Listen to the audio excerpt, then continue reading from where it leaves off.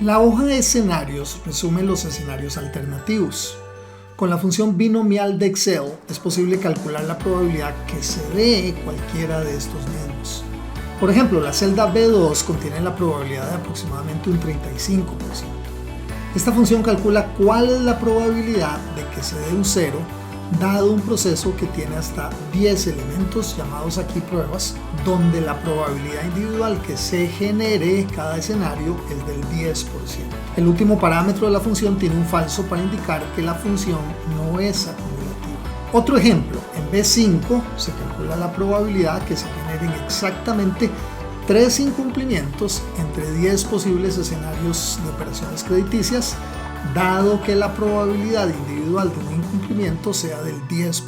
Eso es la forma de leer los elementos de esta función binomial. Como habíamos explicado antes, la posibilidad que haya 10 incumplimientos simultáneos, dado que la probabilidad individual de incumplimientos es del 10%, es de 1 en cada 10.000 millones de escenarios. La función binomial de Excel hace este cálculo fácilmente. La función binomial es esencialmente una suma o agregación de Bernoullis. En este caso, tenemos 10 distribuciones Bernoulli. Esta resume 11 estados posibles de incumplimiento, entre 0 hasta 10 incumplimientos, cada uno calculado con distintas probabilidades. En la celda D23 hemos escrito una función binomial de EasyRisk. Esta requiere dos parámetros. Después de su nombre I, Z, binomial y apertura de paréntesis, se indica el número de instancias, pruebas o elementos sujetos a un riesgo, 10. Este número representa el número de operaciones expuestas al riesgo de incumplimiento. Este parámetro es el N. El segundo parámetro es la probabilidad individual de incumplimiento, el P, que en este caso es de 0,10. Al cerrar el paréntesis, mientras se tenga habilitada la funcionalidad de mostrar gráficos de distribución, veremos el gráfico de la distribución binomial. Este gráfico indica que existe aproximadamente un 35% de probabilidad que, habida cuenta que hay 10 operaciones crediticias en el portafolio y que cada una de ellas posee un 10% de probabilidad de incumplimiento, que no se dé ningún incumplimiento. Existe aproximadamente un 39% de probabilidad que se dé bajo estas mismas condiciones exactamente un incumplimiento. Este es el escenario modal, o sea, el más frecuente, es el que posee la mayor probabilidad de ocurrencia. Asimismo, existe como un 19% de probabilidad que se generen exactamente 2 incumplimientos, y así sucesivamente. Ya para 5 incumplimientos simultáneos o más, las probabilidades son insignificantes, que es lo mismo que nos muestra la tabla con los cálculos hechos por la función binomial de Excel. Este gráfico debe ser analizado con cuidado.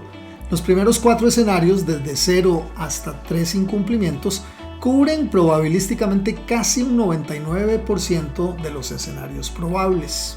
Si bien las pérdidas en RAROC se vuelven rápidamente muy significativas a partir de 3 incumplimientos, los mismos son escenarios muy poco probables.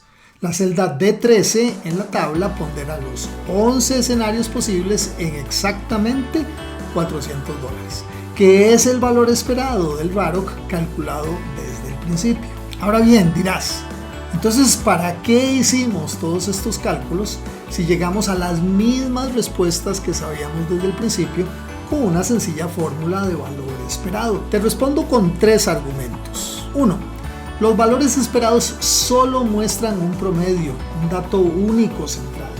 No reflejan para nada las posibilidades de valores extremos, que en esencia es de lo que se trata el análisis de riesgos.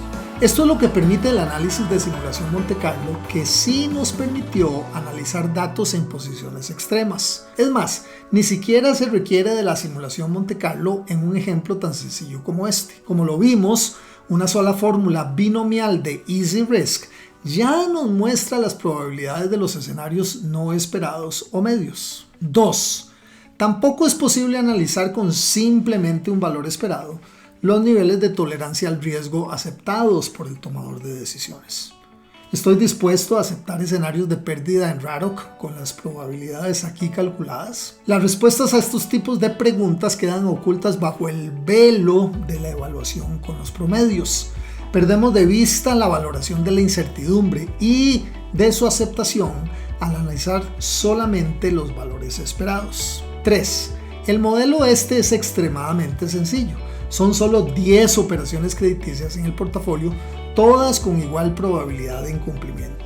Tampoco se consideran que cada operación, con distintos tipos de garantía, podría tener a su vez distintos niveles de pérdida dado el incumplimiento. Mucho menos se toman en cuenta que a su vez los distintos niveles de pérdida dado el incumplimiento para distintos tipos de garantía podrían ser en sí modelados con distribuciones de probabilidad. En la próxima lección veremos cómo resolver este tipo de desafíos que se crean con modelos menos simplistas y más adaptados a la realidad.